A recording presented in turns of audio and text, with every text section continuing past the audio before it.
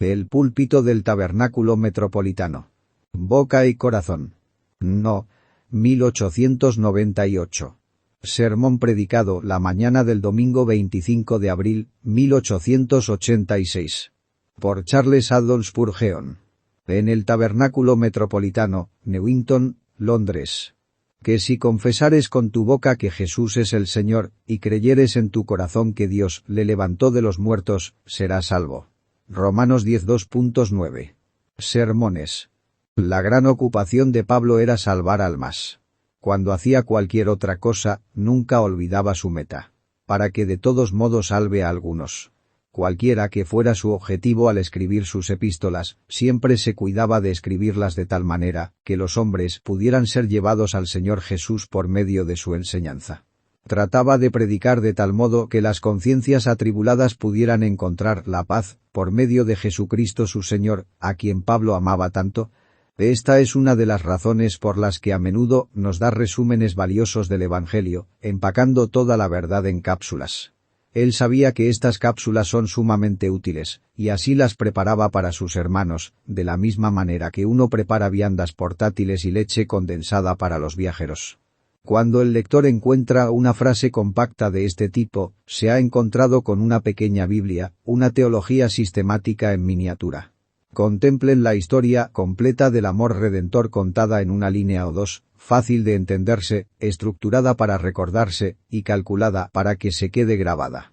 Quien compone resúmenes cortos e impresionantes de la verdad del Evangelio puede estar trabajando tan efectivamente para la salvación de los hombres, como alguien que predica sermones suplicantes y conmovedores.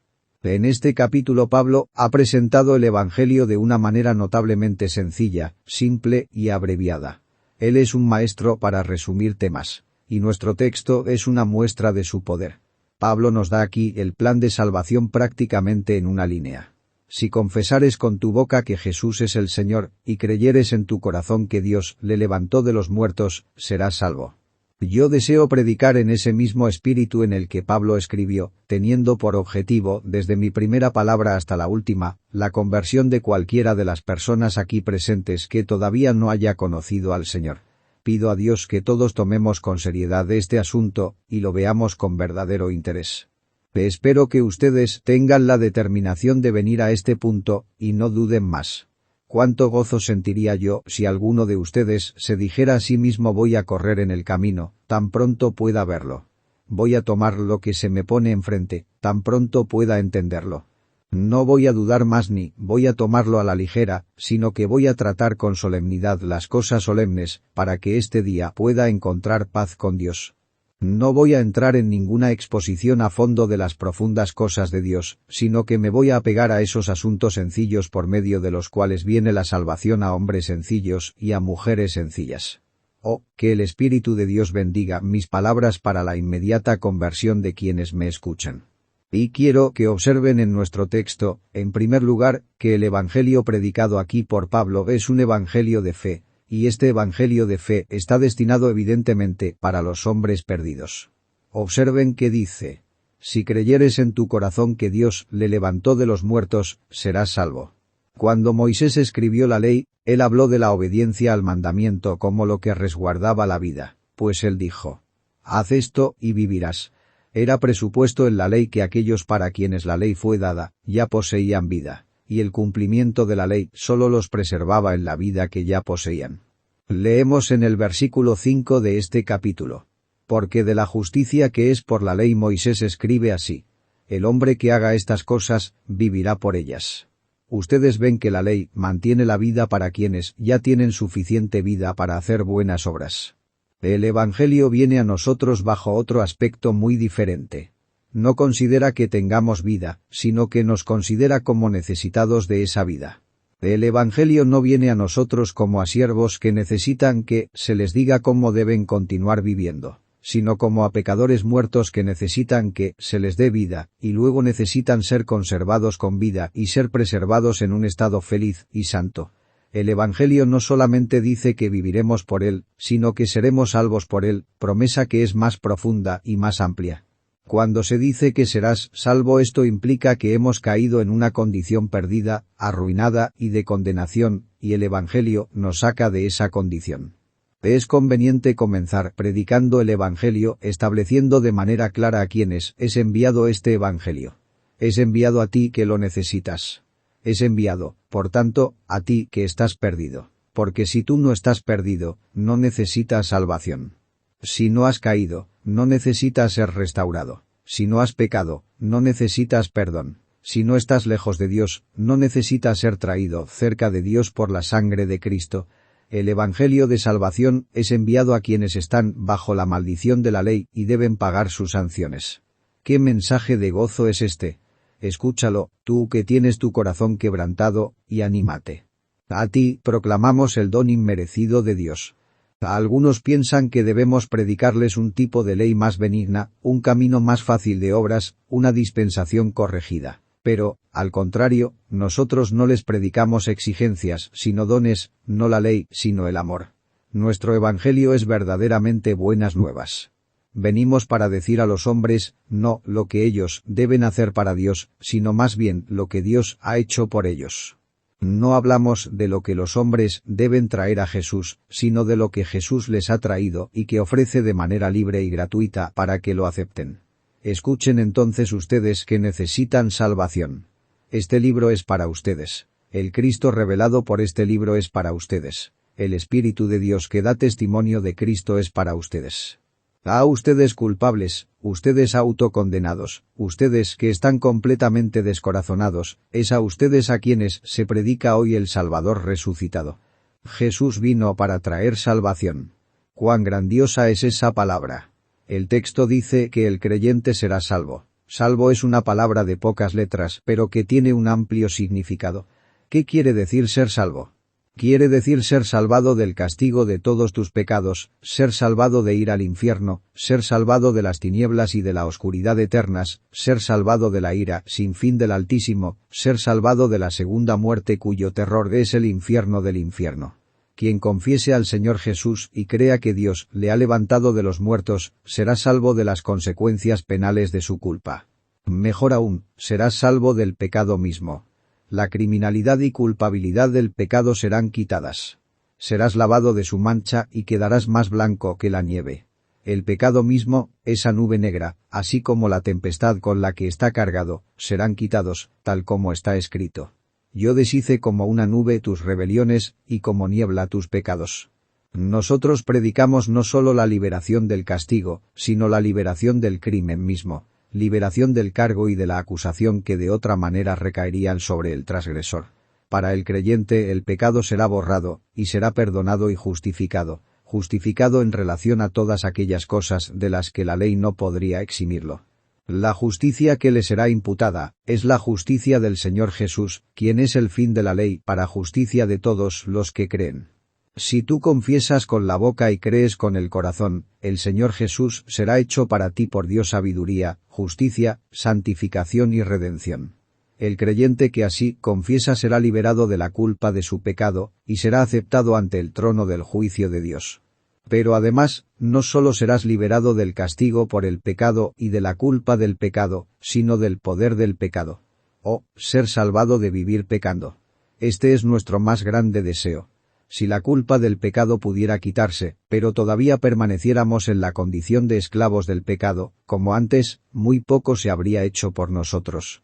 Se trataría de una bendición dudosa. Si a los hijos de Israel se les hubiese protegido para que no tuvieran que servir de manera tan rigurosa, y hubieran sido alimentados hasta la saciedad, y se les hubiera dado el contentamiento en su esclavitud, ¿hubiera sido una bendición real para ellos? ¿No se les habría apretado aún más las cadenas de su servidumbre? El Señor no les envió ayuda en la forma de pan, y carne, y vestidos, para que estuvieran más confortables en Egipto, sino que los sacó de Egipto con la mano en alto y un brazo extendido. Ser felices en el pecado sería muy peligroso e indigno de Dios, pero el Señor Jesucristo ha venido para salvar a su pueblo de su pecado, para romper las cadenas de los malos hábitos, y someter las influencias pecaminosas que ahora nos dominan, y para poner dentro de nosotros un nuevo corazón y un espíritu recto. Él, por la infusión de una nueva vida, nos hace suspirar y ansiar la santidad. Él responde a esos suspiros y produce en nosotros así el querer como el hacer, por su buena voluntad. Él subyuga nuestras iniquidades, y hace que el poder del mal se debilite cada vez más mientras la gracia se fortalece cada vez más. Al fin nos presentará sin mancha ante su presencia con sumo gozo. Nosotros predicamos la emancipación para quienes son esclavos del pecado. Ustedes que están afligidos y cansados por la tentación, serán rescatados para no caer en ella. Ustedes que claman por causa del pecado que habita en ustedes, recibirán la salvación del poder del mal. La santa simiente de vida que habita en ustedes no puede pecar porque es nacida de Dios, y su fuerza creciente llevará finalmente todos sus pensamientos en cautividad a la obediencia a Cristo. Es una bendita salvación. Una salvación integral que abarca el pasado, el presente y el futuro. Para testificar esto somos enviados. No podríamos tener un mensaje más completo o más divino. No podríamos presentar a los hijos de los hombres una bendición más grande que la bendición de ser salvos. Es una bendición tan plena que abarca al cielo mismo y todas sus bienaventuranzas. Será salvo abarca desde las puertas del infierno hasta el propio trono de Dios, y rescata al pecador de las fauces de la muerte y lo eleva hasta la orquesta vestida de blanco de la Nueva Jerusalén. Aunque ahora es un hijo de la ira al igual que los demás, el pecador que cree, será convertido en alguien semejante al primogénito, al Señor Jesucristo, que está llevando a muchos hijos a la gloria. Comienzo, entonces, con la proclamación de salvación para los perdidos. Escúchenla, indignos. Escúchenla ustedes que no pueden decir nada bueno en su propio favor. Escúchenla y apropiense de esta esperanza. Si Dios el Espíritu Santo bendice la palabra, de acuerdo a su libre voluntad, ustedes que están fatigados y cargados exclamarán con gozo. Hay un mensaje para nosotros en este texto. Entonces se inclinarán hacia adelante para no perder ninguna palabra del mensaje, y sus mentes también se inclinarán hacia adelante de la misma manera que sus cuerpos. Sus corazones se abrirán como tierra recién arada lista para recibir la semilla, lista para las lluvias. Ustedes serán sensibles a la voz de la misericordia, de la misma manera que el eco responde al sonido de la corneta. Tú responderás al llamado del amor divino con arrepentimiento y con fe. Segundo. Ahora prosigo a mi segundo punto, que es, que la fe salvadora se concentra únicamente en el propio Jesucristo. Les voy a leer el contexto de mi texto. Pero la justicia que es por la fe dice así. No digas en tu corazón. ¿Quién subirá al cielo? Esto es, para traer abajo a Cristo. O, ¿quién descenderá al abismo? Esto es, para hacer subir a Cristo de entre los muertos. Mas, ¿qué dice? Cerca de ti está la palabra, en tu boca y en tu corazón. Esta es la palabra de fe que predicamos. Que si confesares con tu boca que Jesús es el Señor, y creyeres en tu corazón que Dios le levantó de los muertos, serás salvo. La verdadera fe, la fe que salva, se concentra enteramente en la gloriosa persona y la obra llena de gracia de aquel a quien Dios levantó de los muertos. Dentro del círculo de Belén, Getsemaní y la diestra del Padre está la esfera de la fe del pecador. La fe está donde Jesús está y no pide un rango mayor. La incredulidad es especulativa, pero la fe trata con hechos. La incredulidad dice, ¿quién subirá al cielo? ¿Quién descenderá al abismo? La incredulidad siempre está haciendo preguntas. Está tan insatisfecha con el sencillo evangelio de Jesucristo que demanda otro Salvador, o ningún Salvador, o 50 Salvadores. No sabe lo que quiere. Su clamor es, ¿quién nos enseñará algo bueno? ¿Quién en los cielos? ¿Quién en el abismo? ¿Quién en alguna parte? La incredulidad tiene un oído muy atento a cualquier novedad. Este hombre tiene una nueva doctrina, otro acaba de indagar una idea fresca. Y la incredulidad corre atropelladamente de aquí para allá. Oye voces que exclaman, miren aquí, y miren allí. Y como un pájaro incauto es atraída y atrapada. Vuela a las colinas, o se desploma en el abismo para encontrar el bien prometido. En algunos momentos está en la cima, engañada, y en otros está caída, sumida en la desesperación. Pesimismo u optimismo, o algún otro ismo, le pueden encantar, pero no guardará la verdad. La fe tiene otra manera de ver las cosas. Toma su lugar donde está Cristo, y dice, si la salvación está en algún lado, es donde Él está. ¿Acaso no está escrito? Mirad a mí, y sed salvos, todos los términos de la tierra, porque yo soy Dios, y no hay más. Se inclina ante Jesús en Belén, y ve esperanza en su encarnación. La fe atraviesa los campos de Judea con Jesús, y ve esperanza en el amante de las almas que es santo y de tierno corazón. Va con él a Getsemaní, y lo ve cubierto de sudor de sangre, y comienza a leer su perdón allí. Lo ve morir en el maldito madero, y dice: mi vida está aquí. Si he de ser salvo, debo ser salvo aquí. Ve a Jesús en la tumba, vigila y lo ve levantarse de nuevo. Y cuando lo ve levantarse, aplaude con delicia, porque ve esperanza e inmortalidad en él. Mira también hacia allá, donde está el trono del Altísimo. Ve a Jesús intercediendo por los transgresores, para que el Señor Dios habite entre ellos. Entiendo que él está desempeñando un noble cargo que pronto terminará en victoria, y se gloría en su Señor y su todo. Todas nuestras esperanzas inmortales están puestas en ti, nuestra garantía y nuestra cabeza. Tu cruz, tu cuna y tu trono, son grandiosos con glorias todavía desconocidas. La decisión de la fe es mirar únicamente a Jesús su Dios, pues está persuadida que fuera de él no hay nadie más. Tú eres salvo, mi querido amigo, cuando llegas a ese punto. Cuando Jesús es toda tu salvación y todo tu deseo, la obra de la gracia ha comenzado en ti.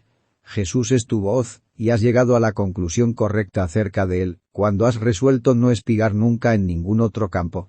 Te estarás satisfecho ahora que has decidido tomar agua de su fuente únicamente, y quedar saciado solamente con los alimentos de su mesa.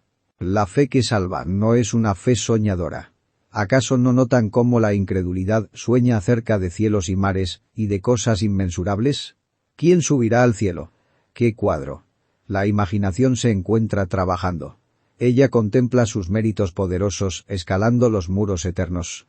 Ella se goza adormecida en su sueño. Si oye un sermón, solo se preocupa por la calidad de su oratoria. ¡Qué buen sermón predicó ese hombre! ¡Cuán lleno de poesía! La imaginación tiene que tener algo elevado y sutil. Ningún lugar común le agradará. En otro momento, cuando la imaginación se encuentra agobiada, su sueño es acerca de un pobre buzo en medio de profundos mares de angustia, hundiéndose en el abismo para encontrar la perla de la paz. La imaginación hace crecer en el alma desaliento, desesperación, frenesí y locura, y muchos necios esperan allí un rescate. La fe ha acabado con estos cuentos de las 1001 noches, pues ella ha puesto fin a la ley. No sueña más, pues los hombres perfectamente sanos han puesto fin a los sueños. Con sus ojos abiertos la fe lee hechos. La fe reflexiona en lo que Jesús hizo y sufrió. Medita en que él murió, resucitó, y está en la gloria. Hechos, no ficciones, son su consuelo. Acepta los temas de la historia, no los productos de la imaginación. La fe requiere y acepta aquello que se ha realizado realmente, que se ha logrado efectivamente. El peso del pecado no debe ser cargado por teorías. El enorme peso de la culpa humana no debe ser sostenido por especulaciones. Solo transacciones reales pueden satisfacer nuestra terrible necesidad, y esto lo podemos encontrar en Jesucristo, la revelación de Dios. Sé que hablo a personas que están llenas de fantasías de la misma manera que un huevo está lleno de alimento, y desearía poder librarlos de ellas. Toda suerte de caprichos y de ideas agradan a sus cerebros ociosos. Los han perseguido como un perro rastrea una pista falsa, y no han encontrado nada hasta este momento. Y nunca van a encontrar nada hasta que acepten esos hechos seguros y comprobados que constituyen la vida del Señor Jesús, especialmente su resurrección, que es el hecho más garantizado de la historia humana. Hoy nosotros proclamamos, en el nombre del Dios Altísimo, con la ayuda del Espíritu de Dios, la salvación provista por el Salvador resucitado, y le suplicamos creer la verdad de lo que decimos, para que ustedes reciban la vida. La incredulidad realmente pone una triste objeción en contra de Cristo. Habla de subir al cielo. Pero supongamos que fuera necesario que alguien subiera al cielo. Eso implicaría que Jesús nunca descendió de allí para revelar al Padre. La incredulidad también habla de descender al abismo, como si Cristo nunca se hubiera levantado de los muertos. El hecho es que todo lo que pudo ser hecho ya fue hecho. ¿Por qué quieres hacer lo que ya ha sido hecho? Todo lo que se pudo haber sentido ha sido sentido. ¿Por qué quieres sentirlo? Consumado es, dijo Cristo. ¿Por qué te esfuerzas por hacerlo de nuevo? Mira cómo la fábula de la Iglesia Católica Romana relativa al sacrificio incruento de la misa realmente insulta al grandioso sacrificio del Calvario, y lo hace a un lado. Y de la misma manera, todas esas obras, sentimientos, preparaciones, y todas esas otras cosas que quisieran añadir a la obra terminada de Cristo, realmente dejan fuera a Cristo. ¿Tú quieres sentir? ¿No son suficientes sus sentimientos? ¿Quieres trabajar? ¿No son suficientes sus trabajos? La confianza en uno mismo es ejercicio desleal en contra de los derechos de la corona del Redentor. Todas esas acciones, y deseos, y sentimientos son intentos de autosalvación. Todo eso es un grave error. Oh, que ustedes abandonaran esos errores, y oyeran que su alma puede vivir, creyendo lo que oyen, y aceptándolo con toda el alma. No me voy a detener más para describir esta fe y establecer su diferencia, pero más bien vamos a penetrar más profundamente buscando el centro de nuestro texto. Tercero, el tercer punto de nuestro sermón es que la fe salvadora hace una confesión. Si confesares con tu boca que Jesús es el Señor, y creyeres en tu corazón que Dios le levantó de los muertos, serás salvo. Observen aquí, que esta confesión es colocada primero. Yo supongo que es debido a que Pablo está citando el capítulo 30 del libro de Deuteronomio, y por supuesto, tenía que colocar las palabras como Moisés las había ubicado en el pasaje citado. Sin embargo, debe haber otras razones. Posiblemente la confesión del Señor Jesús para salvación es colocada primero aquí porque tiende a ser olvidada. Recibimos predicación abundante acerca de cree y vivirás, y yo no condeno eso. Pero hablando de manera estricta, es incompleta. Cuando nuestro Señor envió a sus siervos a predicar, dijo: «El que creyere y fuere bautizado, será salvo». Ahora, el bautismo es la confesión de nuestra fe. Constantemente en la Escritura la fe que tiene promesa de salvación es una fe que hace una confesión de sí misma.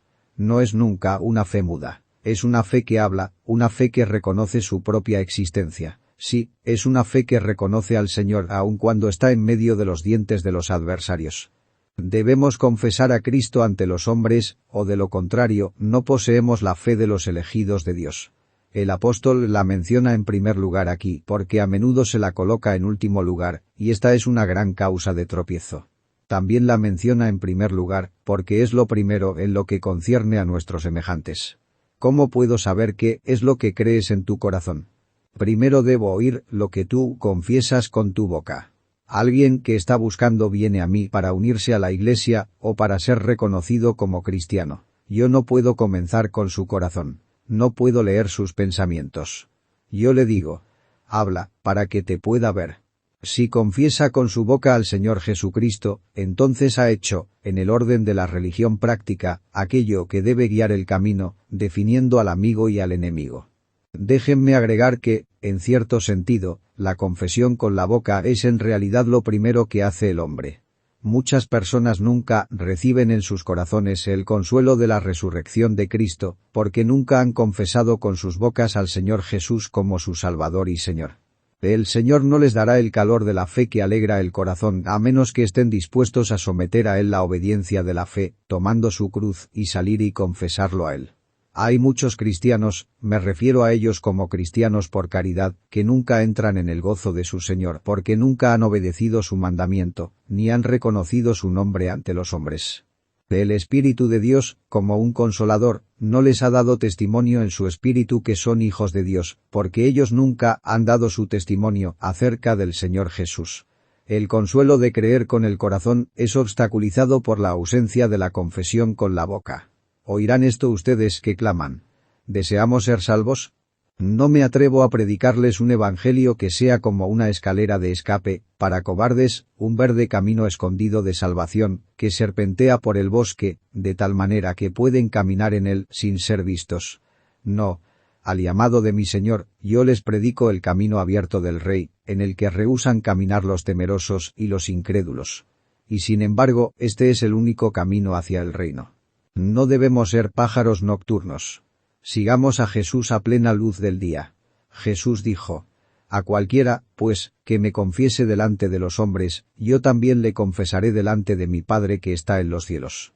Y a cualquiera que me niegue, que en ese contexto quiere decir, el que no me confiese, y a cualquiera que me niegue delante de los hombres, yo también le negaré delante de mi Padre que está en los cielos.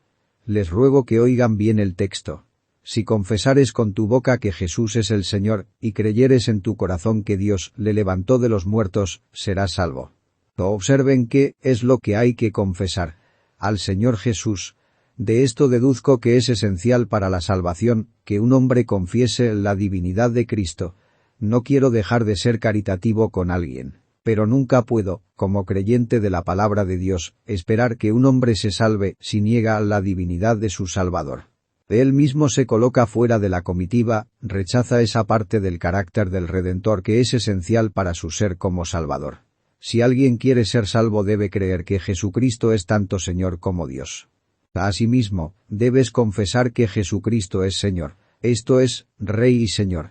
Con alegría debes volverte su discípulo, seguidor y siervo. Debes confesar: Él es mi Señor, Él es mi Dios, quiero ser un soldado suyo, Él será mi líder y mi capitán, Dios le ha hecho así y yo lo acepto como tal. Debemos también confesar al Señor Jesús. Eso quiere decir al Salvador, que ha venido a salvar a su pueblo de sus pecados. Si quieres que Él te salve, debes reconocerlo como Mesías, enviado de Dios, para sacar a su pueblo de la ruina en que se encuentra y darles la eterna salvación.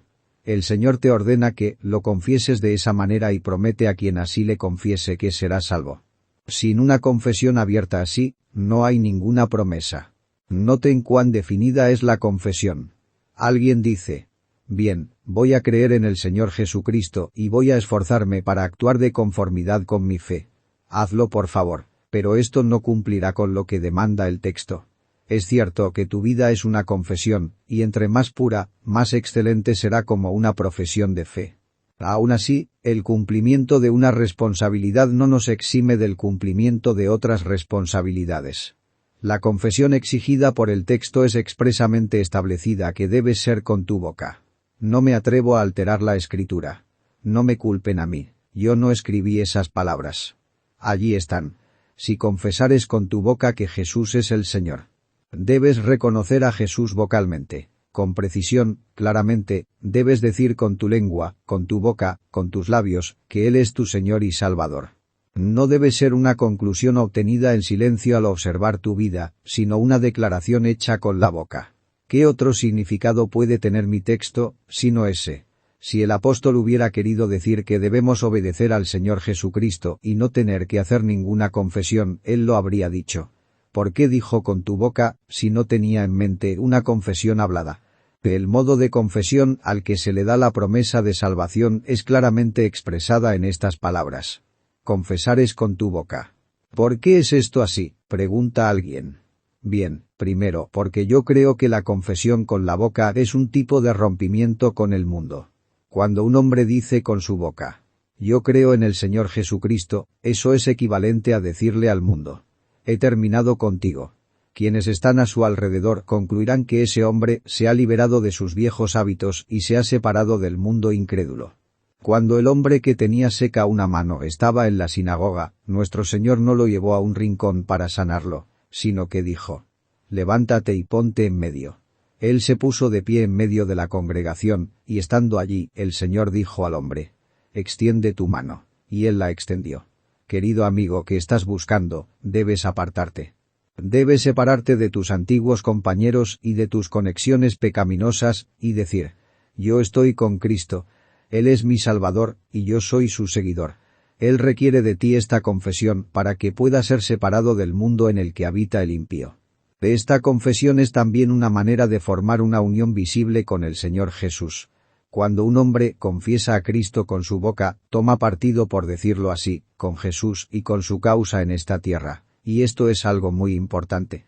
Además, esta confesión es de mucha utilidad para el mundo que está fuera, como testimonio que reprueba su impiedad y que le da una invitación para alcanzar una mente mejor. Las confesiones de quienes son salvos son a menudo instrumentos de salvación para otros. No somos plenamente salvos hasta que no deseemos verdaderamente salvar a otros. Si un hombre dice: si puedo llegar al cielo, yo solo, estaré satisfecho, no ha dado ni el primer paso hacia el cielo. Ciertamente, no tiene el germen del cielo dentro de él. La primera cosa que debe morir en nosotros, si vamos a habitar con Dios, es nuestro egoísmo. Aún nuestra preocupación por nuestra propia salvación debe tomar un segundo lugar en relación a la preocupación por la difusión del reino del Redentor y el deseo de la salvación de los demás. Ningún hombre es verdaderamente santificado hasta que no tenga esa preocupación. Por tanto, deben confesar a su Señor con la boca, como evidencia de su sacrificio de lío. Mis amigos, esta es una palabra dura para algunos de ustedes. Tienen ustedes unos buenos puntos, pero no dejan que su luz brille ante los hombres, como se los ordena el Señor. Su luz está puesta debajo de un almud. No puede arder bien en un espacio tan reducido. Más bien va a producir humo y oscuridad. Háganla visible de inmediato. Si es el propio fuego de Dios, y lo pones debajo de la cama para esconderlo, pronto la cama habrá cogido fuego. El mal viene cuando se sofoca la verdad.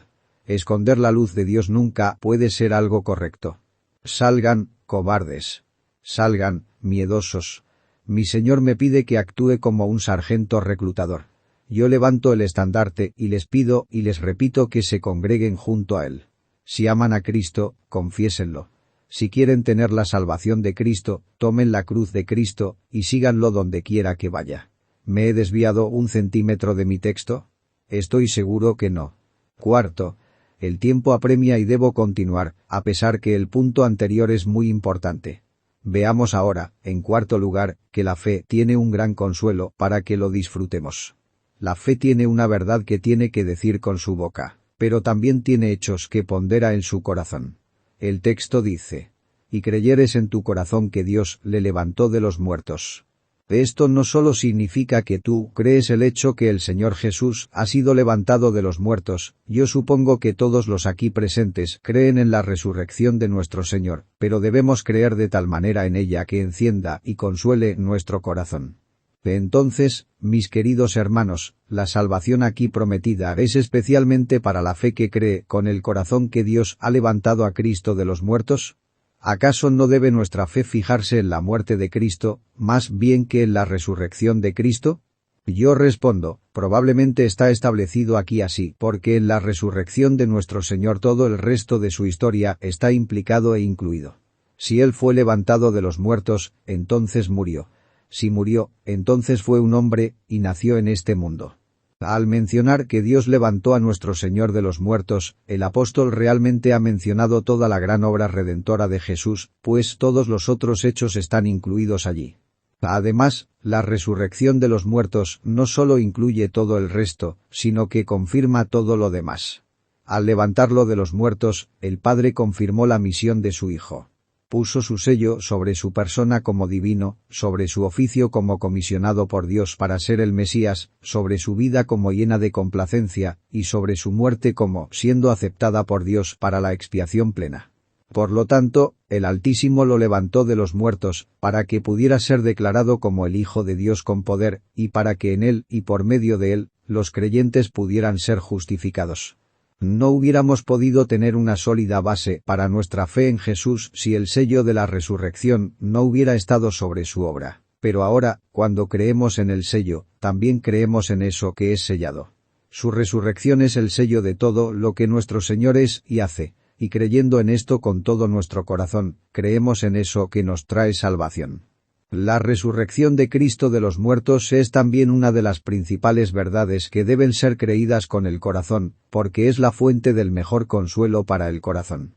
Mire, dice el creyente, yo soy por naturaleza un pobre pecador perdido, pero no seré destruido para siempre, pues Jesús mi Salvador y mi garantía ha sido levantado de los muertos. Mi salvación está en él. Soy liberado de los muertos en él. Veo mi justificación en su resurrección. Porque Jesús vive, tengo un amigo que no me falla, a quien recurro, porque Dios le levantó de los muertos, dando así testimonio de que lo aceptaba a él, por tanto yo sé que soy aceptado en él. Si yo me aferro a la justicia que Dios ha aceptado, yo soy aceptado en ella. Oh, queridos amigos, cuando un pecador sabe que su salvación no está en él para nada, sino que se encuentra totalmente en Cristo, entonces ha descubierto el gran secreto. El punto es ver a Jesús muriendo por nuestros pecados y vernos a nosotros muertos en él. Ver a Jesús resucitado de la tumba, y vernos a nosotros resucitados con él. Ver a Jesús aceptado por Dios, y por lo tanto vernos a nosotros mismos aceptados en él. El Señor Jesús es el objeto de nuestra confianza, y no nosotros mismos. Nosotros estamos en él, y como es él así somos nosotros. Vamos a resucitar a la gloria, porque él resucitó a la gloria, y vamos a habitar en el cielo, porque él habita en el cielo. La unión con Cristo es el fundamento de la esperanza. Vivir en Cristo. La dificultad es arrancarlos a ustedes de ustedes mismos. Esto requiere un milagro de la gracia. Yo sé lo que están pensando.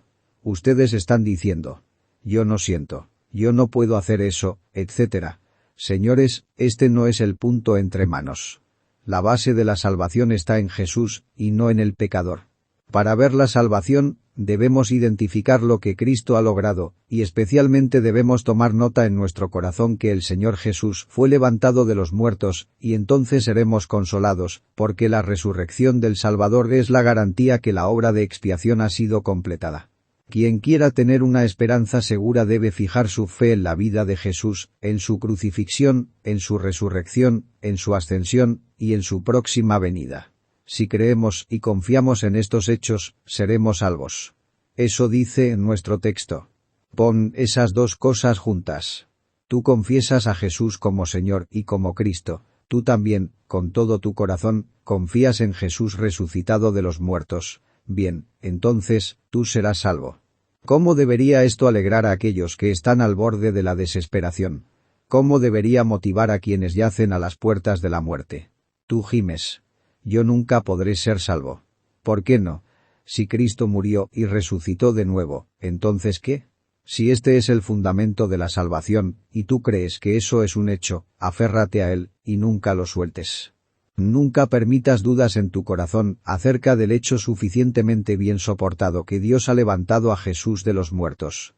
Supliquen la promesa de nuestro texto en la vida y en la hora de la muerte, y clamen: oh Señor, tú has dicho que si mi boca confiesa al Señor Jesús, y con mi corazón creo que tú lo has levantado de los muertos, yo seré salvo.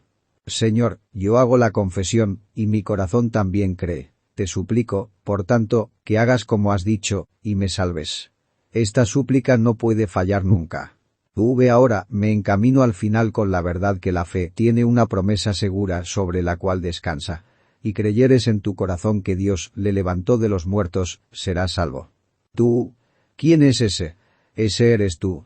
Es el hombre que confiesa con su boca y cree en su corazón. Querido amigo, quiere decir tú. Juan, Tomás, Sara, Juana, ¿dónde están ustedes? ¿Acaso oí a alguien exclamar: yo no tengo ningún mérito mío, no tengo buenos sentimientos, no hay nada en mí de lo que pueda gozarme, me siento totalmente perdido? Escucha, si tú confesares con tu boca que Jesús es el Señor, y creyeres en tu corazón que Dios le levantó de los muertos, tú serás salvo. El pronombre singular tú te señala a ti. Levanta el teléfono y póntelo al oído. Una voz te habla. Dios desde el cielo te está hablando directamente a tu oído, por teléfono, y te dice: tú serás salvo. Pero yo estoy casi condenado. Si tú confiesas y crees, tú serás salvo. ¡Ay! Debo darme por vencido en desesperación. Sin embargo, la promesa te dice todo lo contrario. Pero yo soy el peor pecador que está por entrar al infierno. Aún así, la promesa es para ti. Si tú confesares con tu boca que Jesús es el Señor, y creyeres en tu corazón que Dios le levantó de los muertos, tú serás salvo. Yo no puedo bajar del púlpito y caminar para ir de asiento en asiento, pero, quisiera poder mirar a cada uno de ustedes a la cara, y apretar su mano, y decir: querido amigo, el texto dice. Tú, hermano, hermana, el texto te habla a ti. Joven, niño, hombre de cabellos canos, quien quiera que seas, el texto dice que si tú crees tú serás salvo. Observa la total ausencia de los condicionales sí y pero. No dice tú podrías ser salvo, sino tú serás salvo. Cuando Dios el Espíritu Santo dice serás, hay solidez en ello. Pero tú dices: tengo miedo. ¿Tienes miedo de qué? ¿Te atreves a cuestionar la veracidad de Dios? Cuando Dios dice serás, ¿de qué puedes tener miedo? Si yo dijera serás, lo recibirías como prueba de mi determinado intento, pero tú sabrías que solo cuento con mi pobre brazo diminuto para hacer algo. Pero cuando Dios dice serás, la omnipotencia está comprometida. Quien hizo los cielos y la tierra, y los sacude con un gesto suyo, Él, que crea y destruye, Él dice, serás. ¿Y quién se puede oponer a su voluntad? Los demonios en el infierno se esconden aullando en sus cavernas, cuando oyen, aunque sea el susurro de un «será que viene de Dios». Hay una especie de pasividad relacionada con la expresión ser salvo. El texto no habla acerca de lo que tú vas a hacer, sino acerca de lo que debe hacerse por ti y lo que debe ser hecho en ti. Tú serás salvo. Yo no puedo salvarme a mí mismo. ¿Quién dijo que tú podías salvarte? ¿Quién te pidió que lo hicieras? Tú puedes confesar al Señor Jesús con tu boca, hazlo de inmediato. Tú puedes creer en tu corazón que Dios lo ha levantado de los muertos. Si tú eres el hombre que estoy buscando, estarás haciendo eso ahora. Tú dices, oh sí, yo lo creo con todo mi corazón, mi esperanza está en Jesús. Entonces tú serás salvo. El poder que se requiere para liberarte de tu corrupción, la gracia que se necesita para lavarte de tu culpa, la sangre que se necesita para limpiarte de toda tu suciedad, todos esos elementos están completamente listos y desde la gloria el Señor Jesús declara, tú serás salvo. Nunca existió ni nunca habrá de existir un hombre que haya confesado al Señor Jesús con su boca y que con su corazón haya creído que Dios lo levantó de los muertos, que no haya sido salvo. Entre toda la multitud que se hunde en el infierno, no hay ningún creyente confesor ni ningún confesor creyente. No me atrevo a dividir la confesión como algo separado de la fe, pues Dios las ha unido en un todo. La boca y el corazón ambos igualmente necesitan un cuerpo vivo y una alma que vive. Una confesión abierta y una fe secreta, ambas conjuntamente conforman tu abandono en el Señor Jesús, el completo sometimiento al Salvador, y ese es el gran acto de salvación. Te lanzas completamente, ya sea que te hundas o que nades, en lo que Jesús ha hecho, entonces serás salvo, o de lo contrario yo los estoy engañando. Y lo que es peor, este santo libro es un mentiroso también, y el Espíritu de Dios ha dado un falso testimonio. Esto no puede ser. No tengo ninguna esperanza esta mañana sino la que está contenida en este versículo. Con mi boca ciertamente confieso al Señor Jesús, pues creo que Él es Dios verdadero de Dios verdadero, mi Señor, mi todo. Más aún, en mi corazón con toda verdad y certeza creo que Dios lo levantó de los muertos, y me alegro de ello. Me consuela y me regocija. Él vive, el grandioso Redentor vive. Cuánto gozo nos da esta bendita certeza. Yo seré salvo, yo sé que lo seré, no me atrevo a dudarlo, porque la palabra de Dios lo dice claramente. Tengo la misma confianza en relación a la mujer más humilde aquí presente, como la tengo en relación a mí mismo. Si ella confiesa y cree, ella es salva como yo lo soy. Los más malvados rufianes, las prostitutas más desenfrenadas, si hacen lo que el texto manda, también serán salvos. Este evangelio no rechaza al más vil de los viles. Oh amigo mío, este evangelio no te rechaza a ti. Este es un barco que ha transportado a miles de personas al cielo. Los que vamos a bordo de él llegaremos al cielo por él. Si pudiera hundirse, todos nos hundiríamos juntos. Pero como flota con toda seguridad, todos navegaremos juntos hasta llegar a buenos puertos.